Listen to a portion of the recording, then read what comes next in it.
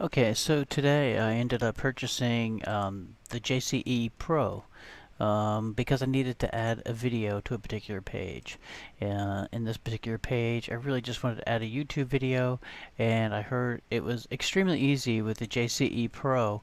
My subscription had expired, so I went ahead and purchased a subscription, but I still had trouble actually entering the information into the web page that I was dealing with. The article that I was dealing with is just very simple. I just wanted to add a YouTube video. Um, and in the instructions, briefly with the JCE Pro, they said you could just, copy and paste the URL in there, and that absolutely did not work. That just left me with the link for the URL. So I knew there was something else, and I couldn't quite find what I was missing. And what I was missing was this toolbar right here. For some reason, it wasn't showing up, and it's here now. And um, where I ended up finding that particular piece was going under the components here, and then going under the Pro, and then editing profiles. And in here you go into the default profile.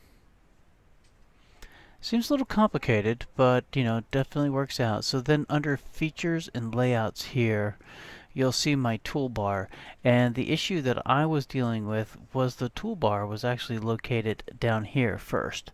And that has the media manager that I was looking for to be able to add to it. So my toolbar looked like the standard toolbar.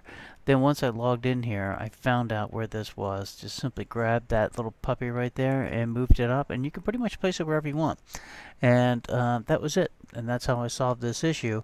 And then after that, I was able to add the video very easily. After that, it was just a simple matter. Let me get out of here. Go back into the content, into the article.